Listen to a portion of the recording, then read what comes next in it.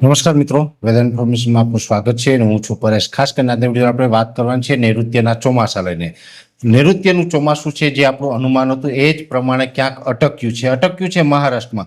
સંપૂર્ણ વાત કરું એ પહેલા તો હું આપને એ જણાવી દઉં જે નૈઋત્યનું ચોમાસું છે એ જેટલી ઝડપથી આગળ ચાલતું હતું એટલે ઘણી વખત આપણે એવું લાગતું હતું કે હવે મહારાષ્ટ્રના દક્ષિણ ભાગો સુધી પહોંચ્યું તો હવે ઝડપથી ગુજરાતમાં પહોંચી જશે, પણ એવું ન થયું ને ગત રોજ એટલે કે ગઈકાલે 9 જૂન 2026ના રોજ ચોમાસું છે એ અટક્યું એટલે કે 8 તારીખે જ્યાં ચોમાસું હતું ત્યાંથી આગળ ન વધ્યું.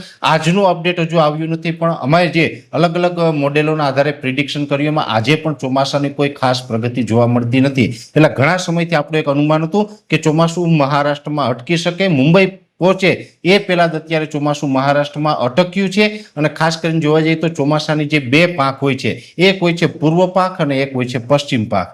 જેમાં ખાસ કરીને પૂર્વ પાંખ એટલે કે બંગાળની ખાડી ઉપર એક છેડો હોય, પશ્ચિમ પાંખ છે અરબ સાગરમાં હોય. અરબ સાગર છે આ વર્ષે શરૂઆતથી થોડોક મજબૂત હતો, સ્ટ્રોંગ હતો, જેને કારણે ચોમાસું છે એ મહારાષ્ટ્ર સુધી ઝડપથી આવ્યું. અને પૂર્વ પાંખની અંદર એટલે કે જે પૂર્વંતરના રાજ્યો છે જેમાં મણિપુર, આસામ, મિઝોરમ એમાં શરૂઆતમાં ચોમાસું લેટ પહોંચ્યું. પણ એટલું ચોક્કસથી છે કે ગઈકાલે પશ્ચિમ પાંખ એટલે કે મહારાષ્ટ્રથી ચોમાસું આગળ નથી વધ્યું, પણ પૂર્વંતરના રાજ્યો છે જેની અંદર ખાસ કરીને મણિપુર, મિઝોરમ, આસામ, સિક્કિમ વગેરે રાજ્યો તરફ ચોમાસું થોડુંક આગળ વધ્યું છે. એટલે બંગાળની ખાડીનો કરંટ જે જોવા મળ્યો ને એને કારણે એ સાઈડનું ચોમાસું આગળ વધ્યું છે.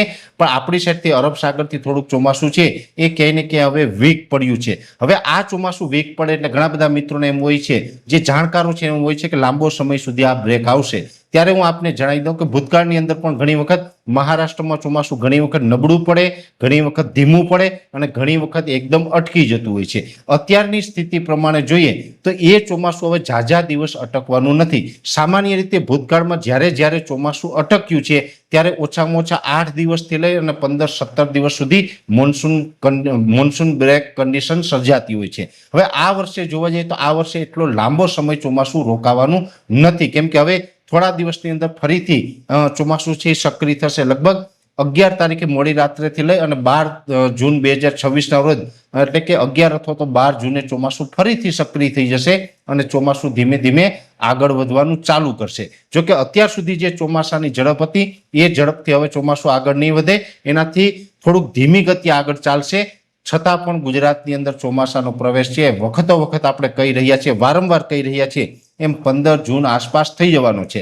પણ ચોમાસું હવે થોડુંક વીક પડ્યું છે, નબળું પડ્યું છે, ધીમું પડ્યું છે, જેને કારણે આપણે હવે જોવાનું એ છે કે ચોમાસું 15 જૂને ગુજરાતમાં પ્રવેશ કરશે તો જે દર વર્ષે વધારે વિસ્તાર લેતું હોય એમ વધારે વિસ્તાર કદાચ નહીં લે અને દક્ષિણ ગુજરાતના અમુક વિસ્તાર અને સાથે સૌરાષ્ટ્રના દરિયાકાંઠાના અમુક વિસ્તારને એનો લાભ મળશે. અને 15 જૂન આસપાસ જે વાવણીનો રાઉન્ડ આવશે એક સીમિત વિસ્તારોમાં હશે, એટલે કે સાર્વત્રિક બધા જમાં એ વાવણી થવાની નથી. ઘણા વિસ્તારો છે એમાં લાભ મળશે અને ઘણા વિસ્તારો છે એ બાદ રહી જશે. ખાસ જે રીતે 15 જૂને આ ચોમાસું પ્રવેશ કરી જાય એટલે આ એક નબળી શરૂઆત ચોક્કસથી થશે, પણ 22 થી 25 જૂન વચ્ચે જે ચોમાસાની પ્રગતિ થશે ને એમાં ચોમાસું આગળ વધશે, એમાં વધારે વિસ્તારને અને મજબૂત રીતે ચોમાસું આગળ વધે એટલે વધારે વિસ્તારોને લાભ મળશે અને ગુજરાતના કહી શકાય કે 50% કરતાં વધારે વિસ્તારને બીજા રાઉન્ડની અંદર એટલે કે 22 થી 25 જૂનની અંદર સારા વરસાદનો લાભ મળે તેવી શક્યતાઓ માનીને ચાલવાનું છે. અત્યારે જે ચોમાસું આગળ વધી રહ્યું હતું એમાં અત્યારે થોડીક બ્રેક આવી છે, થોડુંક ધીમું પડ્યું છે અને જેમાં ખાસ કરીને મહારાષ્ટ્રમાં રોકાયું એમ નહીં, ત્યાંથી ઓડિશા હોય, છત્તીસગઢ હોય, ઝારખંડ હોય વગેરે વિસ્તારોની અંદર પણ ચોમાસું છે એ આગળ વધતું હતું એટલે ત્યાં પણ અટક્યું છે. એટલે ખાસ કરીને મધ્ય ભારતના જે ભાગો છે એને ચોમાસા માટે અત્યારે હવે રાહ જોવી પડે તેવી કન્ડિશન ઊભી થઈ છે અને મહારાષ્ટ્રમાં આવીને ચોમાસું છે એ ક્યાંય ને ક્યાંય રોકાયું, ધીમું પડ્યું અને નબળું પણ પડ્યું છે, જેની દરેક મિત્રોએ નોંધ લેવાની છે. ચોમાસું હવે જેવી રીતે સક્રિય થશે ને જેવું આગળ વધશે એટલે ચોક્કસથી સૌ પ્રથમ આપણા તરફથી આ માહિતી આપી દેવામાં આવશે. અત્યારે આ વિડીયોની અંદર એટલું જ. અંતમાં દરેક મિત્રોને વિનંતી રહેશે આ વિડીયોને લાઈક આપીને દરેક ગ્રુપમાં શેર કરી દેવો. જો તમે અમને યુટ્યુબ ઉપર જોઈ રહ્યા હોય તો ચેનલને સબસ્ક્રાઇબ કરજો, સાથે અમારું ફેસબુક તથા ઇન્સ્ટાગ્રામ આઈડીને ફોલો કરજો. નમસ્કાર.